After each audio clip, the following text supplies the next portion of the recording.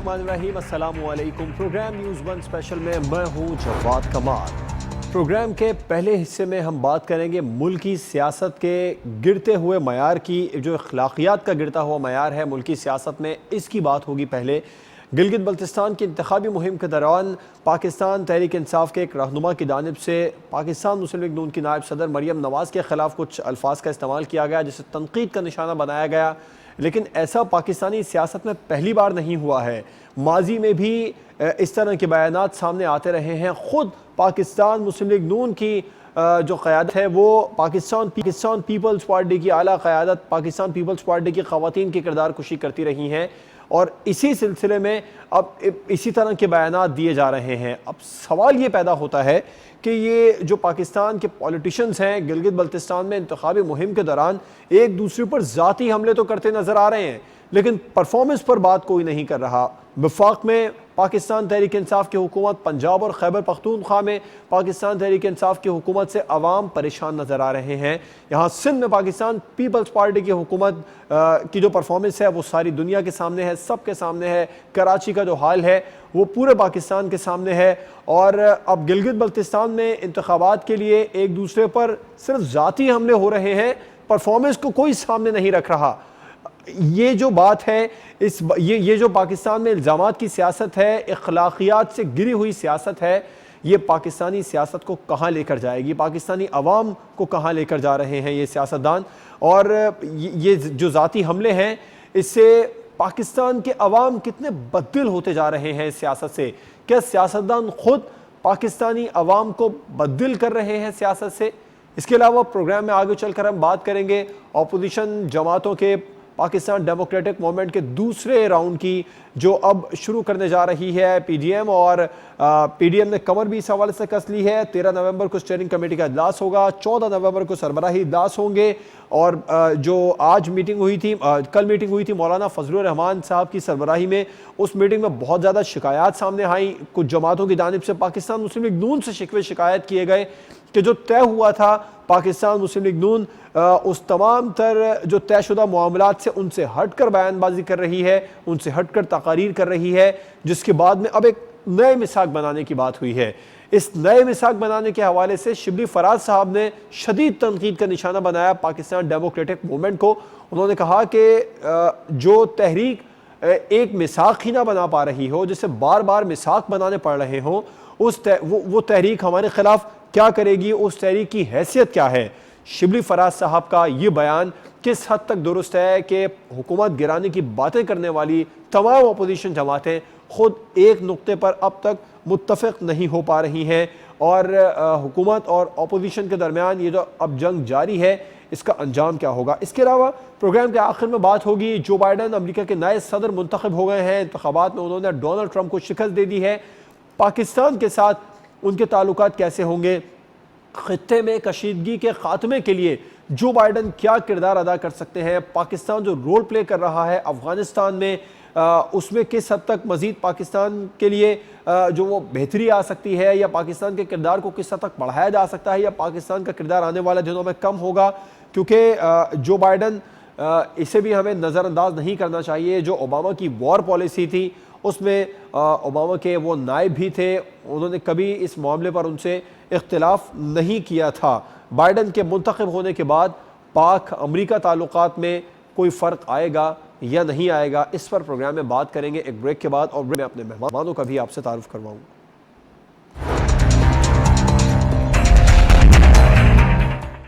Welcome back. Discussion का बाकायदा आगाज़ करने से पहले अपने मेहमानों का आपसे तारुफ करवाऊंगा। हमें ज्वाइन किया है टेलीफोन लाइन पर सीनियर तज्ज़ियाकार अकरम चौधरी साहब ने। इस्लामाबाद स्टूडियो में हमें ज्वाइन कर रही हैं सीनियर एनालिस्ट मलिहा हाशमी साहिबा, और टेलीफोन लाइन पर ही हमारे साथ मौजूद होंगे सीनियर तज्ज़ियाकार लेफ्टिनेंट जनरल रिटायर्ड गुलाम मुस्तफ़ा साहब। आप तीनों मेहमानों का बहुत शुक्रिया। मैं अकरम चौधरी साहब आपसे आगाज़ करना चाहूँगा। ये जो ज़ाती हमले हैं पाकिस्तानी सियासत में अब ये बढ़ते जा रहे हैं, ये कहाँ लेकर जा रहे हैं पाकिस्तानी सियासत को, पाकिस्तानी सियासत में जो अखलाकियात का गिरता हुआ मयार है? बिस्मिल्लाहिर्रहमानिर्रहीम। देखें, सियासत को अगर आप इस काबिल नहीं छोड़ेंगे कि सोसाइटी एक साथ रह सके, तो दुनिया में कहीं पे भी जिंदा रहना मुश्किल हो जाता है। आजकल गुज़श्ता کم از کم 3 سے 4 سال ایسے گزرے ہیں کہ پاکستان کے سیاستدانوں نے شائستگی کو چھوڑ دیا ہے، اور ذاتی حملوں کے علاوہ سوسائٹی جو ہے اس میں پولرائزیشن اتنی زیادہ ہو گئی ہے کہ لوگ ذاتی تعلقات جو ہیں ان کو بھی بھول بیٹھے ہیں اور ایک دوسرے کے ساتھ اس طرح سے بریکٹ ہو گئے ہیں کہ میں سمجھتا ہوں کہ یہ پاکستان کی سوسائٹی کے لیے زہر قاتل ثابت ہوگا، اور اس پہ اگر سیاستدان بیٹھیں گے نہیں تو اس سوسائٹی کے لیے آگے بڑھنا مشکل ہو جائے گا، اور ملک کے دوسرے مسائل ایک طرف رہ جائیں گے۔ یہ مسئلہ اتنی اہمیت اختیار کر جائے گا کہ لوگوں کے لیے اپنی زندگی گزارنا مشکل ہو جائے گا۔ اس کو خدا را سمجھیے، اس کو پروموٹ کیجیے، اس کی بہتری کے لیے کام کیجیے۔ اس کے لیے میڈیا کی ذمہ داری بہت بڑھ گئی ہے، کیونکہ میں سمجھتا ہوں کہ ہمارے سیاستدانوں نے اپنی سیاسی دشمنیوں کو اس حد تک بڑھا دیا ہے کہ لوگوں کے لیے ان کے معاش سے زیادہ اپنی عزتوں کا تحفظ مشکل ہو گیا ہے۔ اور میں بڑی معذرت کے ساتھ یہاں پہ جنرل صاحب بیٹھے ہوئے ہیں، اور پاکستان تحریک انصاف میرے نزدیک اس تمام کھیل کی موجد ہے، کیونکہ ذاتی حملوں میں اور جو گفتگو استعمال کی جاتی ہے وہ قابل افسوس ہے۔ اب زیادہ ہونا شروع ہو گئی ہے، لیکن اکرم چوہدری صاحب موجد تو نہیں کہا جا سکتا۔ ماضی میں بڑے بڑے واقعات ہوئے ہیں، پاکستان تحریک انصاف اس وقت ایک چھوٹی سی جماعت ہوا کرتی تھی، اب بڑھ گئے ہیں، آپ یہ کہہ سکتے ہیں؟ نہیں، آپ اس کو ذرا اگر اس طرح سے لے جائیں، اگر آپ جو کہنا چاہ رہے ہیں نواز شریف نے محترمہ بے نظیر بھٹو کے بارے میں جو کچھ کہا، جی، یا اس کے علاوہ شہباز شریف صاحب آصف علی زرداری کے بارے میں جو کچھ کہتے رہے، وہ دو شخصیات کے حوالے سے گفتگو تھی۔ وہ ہمیشہ پارٹی ہیڈ سے ایک دوسرے کے بارے میں گفتگو کرتے تھے، اور وہ ان جلسوں کے بعد نظر نہیں آتی۔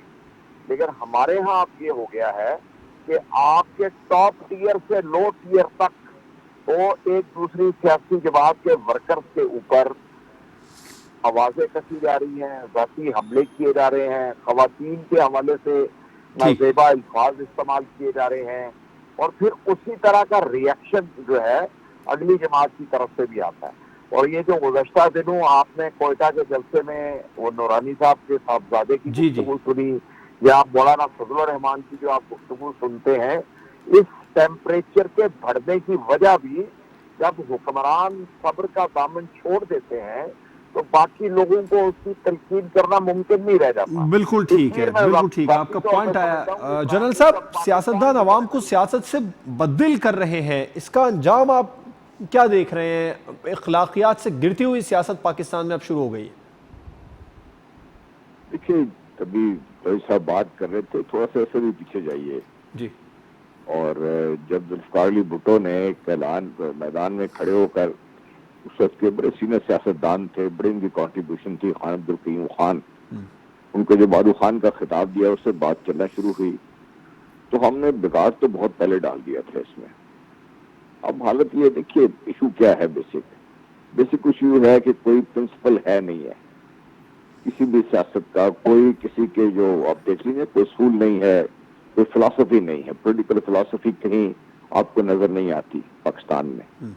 اور اس کے بعد پھر جو ہم نے یہ سوشل میڈیا پہ جب دیکھتے ہیں تو یہ جو ہماری لیڈرشپ ہے، جو اپنے آپ کو اس ملک کا لیڈر بنانا چاہتی ہے اور سمجھتی ہے کہ ان کا یہ حق ہے، ان کو خود اس بات کی سمجھ نہیں آ رہی کہ انہوں نے اپنے ساتھ اور پاکستان کے ساتھ کیا کر لیا ہے۔ پاکستان پہلے ہی بہت زیادہ بلو دی سرفیس، ہمارے بہت زیادہ ہماری فالٹ لائنز تھیں پاکستان میں۔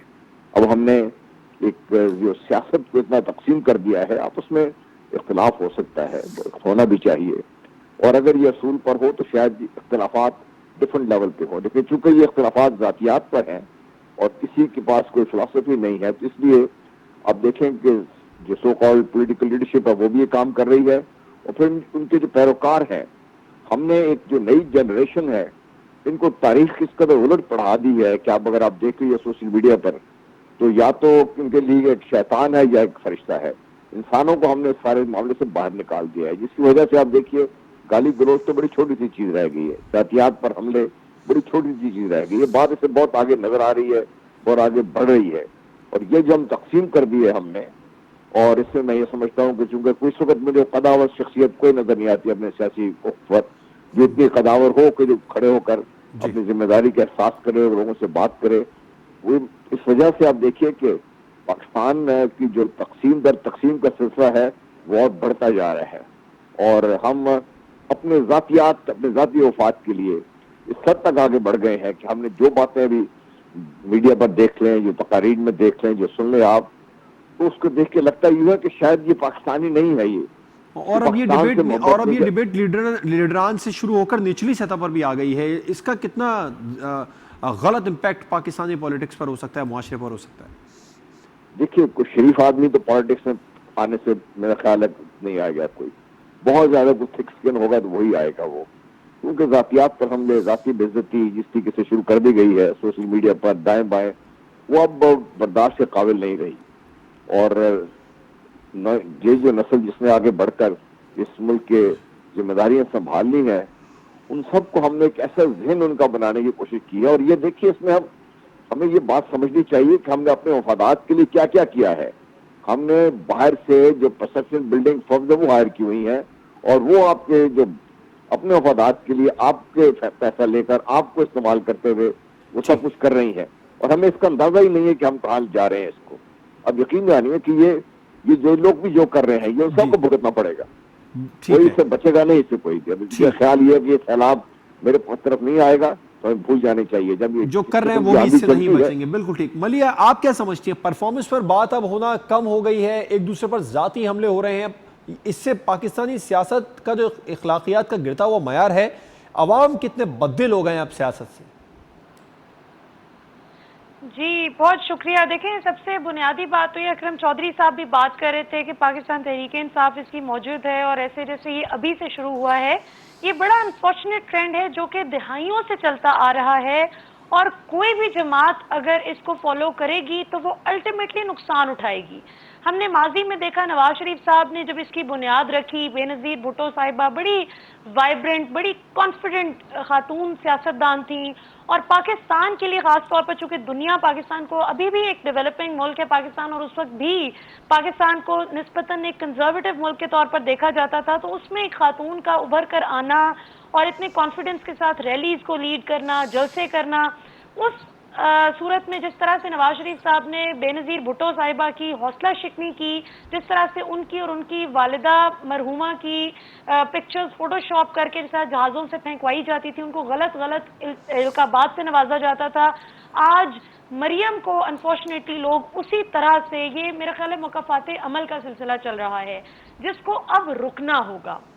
اور میرے نزدیک دیکھیں خواتین اور بھی بہت سی ہیں, مختلف سیاسی جماعتوں میں خواتین ہیں, ہر خاتون کو لوگ اس طرح نہیں کہتے. اس میں غور کرنا ہوگا کہ کرپشن سے پرہیز کرنی ہوگی اب مرد سیاستدانوں کو بھی اور خواتین سیاستدانوں کو بھی. اب آپ یہ نہیں ہو سکتا کہ آپ کرپشن کریں جس طرح وہ شہباز شریف صاحب کا تھا کہ وہ اپنی گھر کی خواتین کے نام پر جائیدادیں لے لیں, اور اس کے بعد جب عدالت نے ان کو طلب کیا تو پھر کہا کہ دیکھیے کتنا ظلم ہو رہا ہے کہ ہمارے گھر کی خواتین کو انوالو کیا جا رہا ہے. خواتین کو تو آپ نے پہلے انوالو کیا. صاف شفاف پالیٹکس کا طریقہ اب یہ ہے کہ ہر شخص کرپشن سے پرہیز کرے, ماضی میں جو ہو چکا اس کو الوداع کہہ کر اب نیا چیپٹر شروع ہونا چاہیے جو صاف ستھری سیاست کا ہو. اور اس میں سمجھتی ہوں کہ بلاول نسبتاً ایک بہتر بنیاد رکھ رہے ہیں مریم کی نسبت, کہ شروع میں وہ بھی کرتے تھے مختلف ٹرولز کو فالو, لیکن اب آپ نے دیکھا ہوگا کہ بلاول میں کافی پولیٹیکل میچورٹی آئی ہے ماضی کی نسبت.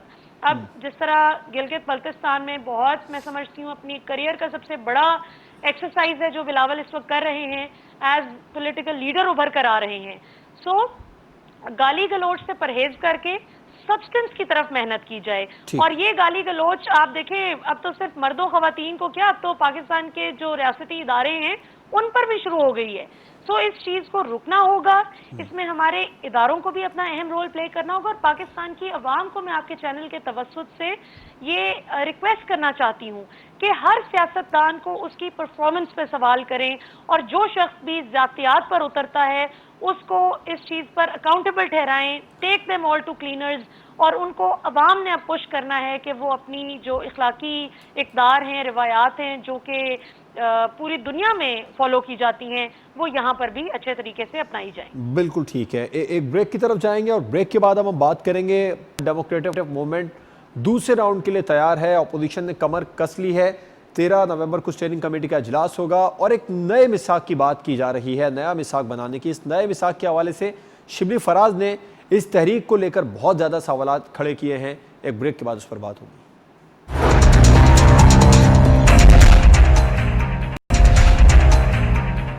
Welcome back. अकरम चौधरी साहब, अपोजिशन नया राउंड शुरू करने जा रही है हुकूमत के खिलाफ जलसों का और इस तहरीक को बढ़ाने की बातें कर रही है। कितना जोरदार होगा ये वाला स्पेल, और नए मिसाक बनाने की भी बात की जा रही है। अब तक एक पॉइंट पर अपोजिशन को इकट्ठा नहीं हो पा रही, बार बार मिसाक क्यों बनाने पड़ रहे हैं? लेकिन मैं एक छोटी सी वजाहत करना चाहूंगा। दोनों मेरे पार्टिसिपेंट्स ने कहा कि तहरीक इंसाफ इसकी मौजूद नहीं है। मैं वजाहत ये करना चाहता हूँ कि आज से 25 साल पहले या 30 साल पहले ना सोशल मीडिया था हमारे यहाँ, ना इस तरह इलेक्ट्रॉनिक मीडिया था, ना ही चीजें इस तरह प्रोजेक्ट होती थी, ना ही प्रमोट होती थी। सोसाइटी बर्बाद तब होती है जब कहानी हर घर में पहुंच जाती है। उससे कबल होती थी जलसे में गुफ्तगू, शायद हमारी कौम हमेशा से ऐसी गुफ्तगू करने की आती रही है। लेकिन आज जो सूरत हाल है, हमारे पास 13 करोड़ से ज्यादा टेलीफोन मोबाइल फोन हैं लोगों के हाथों में। अगर आप उनका 50% भी देख लें तो 7 से 8 करोड़ लोग इस्तेमाल कर रहे हैं। इलेक्ट्रॉनिक मीडिया उसके साथ है, लिहाजा सोसाइटी की बर्बादी की दास्तान इससे शुरू हुई है। माजी में यकीनन सियासतदानों ने इस तरह के किरदार की बारहा वो की होगी, रस्म और रवाज अपने शुरू किए होंगे, लेकिन आज हर घर में हर खातून, हर बहन, हर भाई सब चीजें ये देख रहे हैं, सुन रहे हैं। इसमें जिम्मेदारी बहुत बढ़ गई है, इस पर तवज्जो देने की जरूरत है। जिस तरह पीडीएम कर रही है ना, मिसाक अगर बनाना चाहती है तो वो सियासी असूलों जवाबत पर जरूरत है इस वक्त। और मैं फिर कहता हूँ कि उस पर प्राइम मिनिस्टर को लीड करने की जरूरत है। आपको इन 22 करोड़ लोगों की तरबियत भी करनी है। प्राइम मिनिस्टर की ये जिम्मेदारी है। वैसे तो वो कहते हैं प्राइम मिनिस्टर बाप होता है, बाप का काम तरबियत करना भी है। हम कौम की क्या तरबियत कर रहे हैं, क्या गुफ्तगू कौम को दे रहे हैं। तो इश्यूज जो हैं, जो पीडीएम के हैं, वो तो मैं बिल्कुल कन्विंस हूँ वो वन लाइनर है कि अपना माल बचाओ, चोरी बचाओ, डाके बचाओ और बाकी जो मर्जी होने दो। इसमें मुझे कोई शुबा नहीं है। पाकिस्तान की सियासी एलीट जो है, नहीं, ऑपोजिशन के बड़े लीडरान अकरम चौधरी साहब जलसों में बिलावल साहब कीमतें बता रहे थे। अब जो ज़रूरी अजनास हैं उनकी जो आम ज़रूरियात की चीजें, उनका ये भी तो मैनिफेस्टो है ना। जवाद भाई, इससे मुझे 2 मिनट दे देते जी। कीमतों का प्रॉब्लम ये है कि कीमतें कभी नहीं बढ़ती। मतलब मेरा कहने का मतलब ये है कि आम आदमी से रिलेटेड इश्यूज को भी जलसों में उन्हीं पे बात कर रहा हूँ, उन्हीं पे बात कर रहा हूँ ना। आवाम को फिर हक तो है ना कि समझने की कोशिश तो करें। आप बिजली पाकिस्तान में इंपोर्ट करते हैं, महंगी करते हैं जी, सारे कॉन्ट्रैक्ट आपके बाहर के हैं। डीजल पेट्रोल इंपोर्ट करते हैं, वो भी आपके पास नहीं है। एलएनजी गैस इंपोर्ट करते हैं, वो भी आपके इख्तियार में नहीं है। पाकिस्तान में कर्जों के अलावा इकोनॉमी के पास कुछ नहीं है। तो मेरे भाई, ये जो किसान आज जो आप टमाटर महंगा हो गया है, गंदम महंगी हो गई है या चीनी महंगी हो गई है, उनको जीने का हक नहीं देंगे आप। वो सारी महंगी चीजें खरीदने के बाद आपके लिए कहां से सस्ती चीजें प्रोड्यूस करेगा। उस किसान की अपनी जिंदगी की लिविंग भी तो महंगी हो गई है। हम बदकिस्मती से वन ट्रैक चल रहे हैं कि महंगाई हो गई है, लेकिन खुदारा महंगाई की वजूहात पर गौर कीजिए। अपने फार्मर को मत मारिए। हाँ, मिसमैनेजमेंट है हुकूमत में, बैड गवर्नेंस है, कुछ महंगाई मैनेज हो सकती है, लेकिन जिस महंगाई का शोर है वो महंगाई अब पाकिस्तान में तब तक खत्म नहीं हो सकती जब तक आप सस्ती बिजली, सस्ती गैस, सस्ता पेट्रोल प्रोवाइड करेंगे। और ये जनरल साहब, जिस नहीं। तरीक को नए मिसाक की जरूरत पड़ती हो उसका कोई मुस्तकबिल नहीं। ये शिबली फराज साहब का बयान सामने आया था, किस हद तक वजन है उनके इस बयान में? देखिए, तो मेरा ख्याल है बिल्कुल सही बात की है उन्होंने कि जब से ये शुरू हुआ है मुझे भी अब तक समझ नहीं आया कि मकसद क्या है इनका। ये रोज के हिसाब से गोल पोस्ट चेंज करते रहते हैं, रोज के हिसाब से इनका مسئلہ بگڑتا رہتا ہے. کیونکہ ذرائع ایسا بتا رہے ہیں جو کل اجلاس ہوا ہے اس میں کافی زیادہ ارکان نے ایک دوسرے پر تنقید کیا، خاص طور پر پی ایم ایل این پر. جی میں دیکھوں نا کہ یہ سارے لوگ جو ہیں سب کے مسائل ڈفرینٹ ہیں. جی جو یہ بیٹھے ہوئے ہیں پی ڈی ایم میں بیٹھے ہوئے ہیں، ان سب کی آپ بات چیت سن لیں، ان سب کے مسائل سن لیں، پھر آپ ان کا ذرا بیک گراؤنڈ دیکھ لیں ان سب کا. یہ تو آپ کو واضح ہو جائے گا کہ مقاصد کیا ہے ان کے. اگر پاکستان کی بہتری کا مقصد ہے ان کے لیے تو کیا یہ ضروری ہے کہ پاکستان کی بہتری کے لیے پہلے پاکستان کو تباہ کیا جائے؟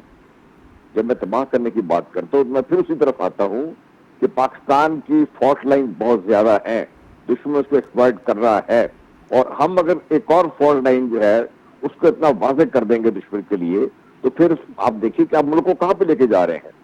اور پرائم منسٹر نے ڈیفینیٹلی پرائم منسٹر کی ذمہ داری ہے، وہ جو کیونکہ بک اسٹاپ سے ٹن ان کو ذمہ داری لینی پڑے گی اپنی قوم کو سیدھے راستے میں ڈالنے کے لیے، کم از کم اس حد تک کہ وہ صحیح سوچ ان کی صحیح طرف جائے. ان کی اب ان کے سیاسی افکار ایک طرف، لیکن جو قوم کو لے کے چل رہے ہیں ڈیفینیٹلی پرائم منسٹر کی ذمہ داری ہے. تو کیا یہ جو ہمارے 11 پارٹیوں کے لیڈر بیٹھے ہوئے ہیں ان کی کوئی ذمہ داری نہیں ہے؟ کیا یہ مدر پدر آزاد ہے، جو مرضی چاہے جو مرضی جہاں پہ جس قسم کی بات کرتے رہیں آپ کرتے جائیں وہ لوگ سارے؟ اور پھر کیا یہ ضروری ہے کہ ایک جرم ہو اس جرم کو کیا کہتے ہیں اس کو جسٹیفائی کرنا شروع کر دیا جائے؟ ہمارے آپ ہماری تربیت تو خود یہ لوگ بھی تو اس میں اتنے ہی ذمہ دار ہیں نا. آپ ان کی ذمہ داری کیوں چھوڑ دیتے ہیں؟ آپ مجھے یہ جو نظار قائد کی بےحرمتی ہوئی ہے اس کو جسٹیفائی دیکھیے کیسے کیسے لوگوں نے کس طریقے سے کیا اس طریقے سے. آپ اس مقدمے کو تو سندھ پولیس نے جھوٹا قرار دے دیا سر، خبر یہ آئی. جی سوری، سندھ پولیس نے مقدمے کو ہی جھوٹا قرار دے دیا. آپ دیکھ لینا پھر آپ یہ وہ سب نے دیکھا نہیں، آپ اس میں کسی نے دیکھا نہیں کیا ہو رہا تھا رہی ہے. تو آپ کر کیا رہے اپنے ساتھ کے؟ جب آپ کے معزز جج صاحبان جو اعلیٰ ترین عدالتوں میں بیٹھے ہیں، وہ جب بدقسمتی ہماری یہ ہے کہ آپ جب ٹکٹ چلتے ہیں ان کے سیاسی بیانات آپ کو نظر آتے ہیں یہ. اور حیران کن چیز ہے، ہم کیوں نہیں سمجھ رہے کہ ہم اپنے معاشرے کو کہاں پہ لے کے جا رہے ہیں. یہ پی ڈی ایم اس قسم کے 2000 جلد سے بھی اور کر لے، لیکن پاکستان کی بہتری اس میں نہیں ہے. پاکستان کی بہتری میں اس میں ہے کہ اس حکومت کو صحیح ڈیفینیٹلی کرے. یہ حکومت کی گورننس کے اوپر سب دنیا سوال اٹھا رہی ہے، ہم بھی اٹھا رہے ہیں سوال. مہنگائی کی ہم سب بات کریں اس کے اوپر بات کریں، عوام کی بہتری کے لیے کام کرنا چاہیے کریں آپ. لیکن پہلے خود یہ تو بتائیں کون لوگوں نے کیا کیا جب ان کی حکومت میں تھے یہ لوگ، عوام کی بہتری کے لیے کیا کام کیا ہم لوگوں نے. میں آپ کو دیکھیے کیا کیا رونا روئے آپ کے ساتھ ہی.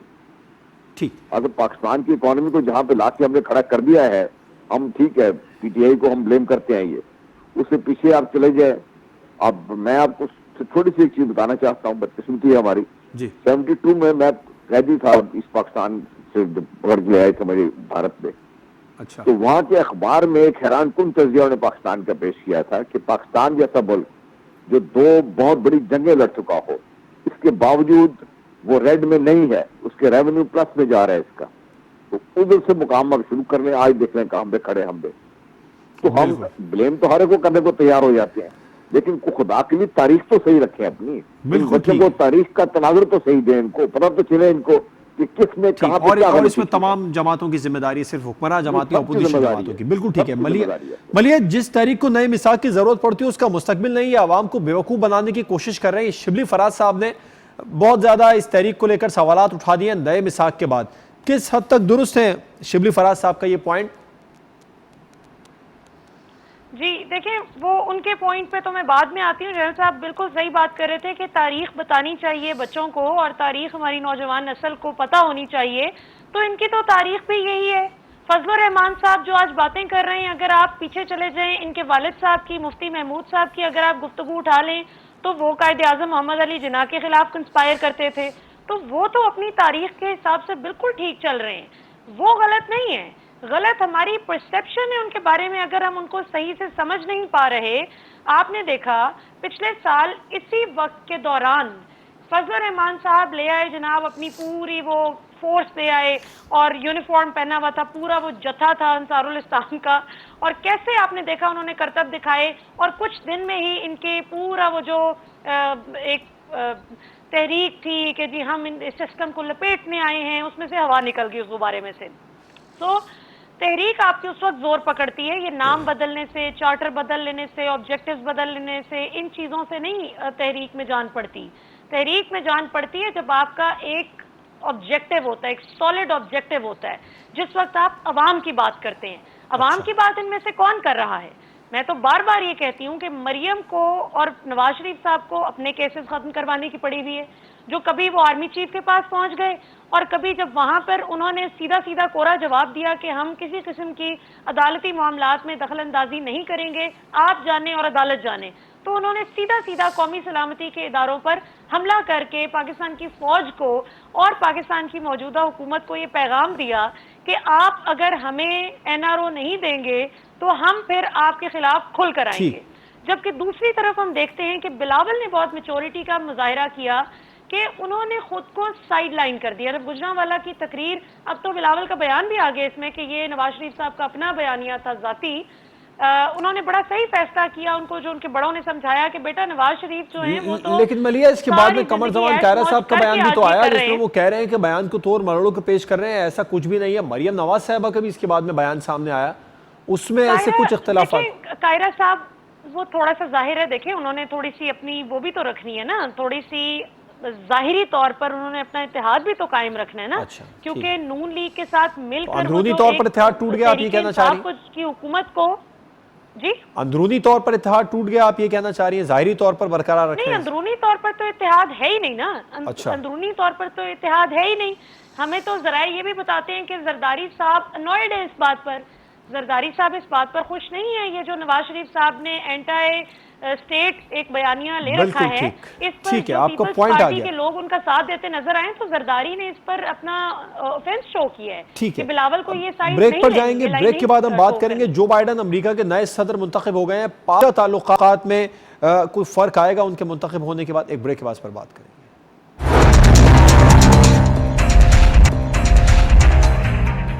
Welcome back. अकरम चौधरी साहब, बाइडन के मुंतखब होने के बाद पाक अमेरिका ताल्लुकात में कोई फर्क आएगा?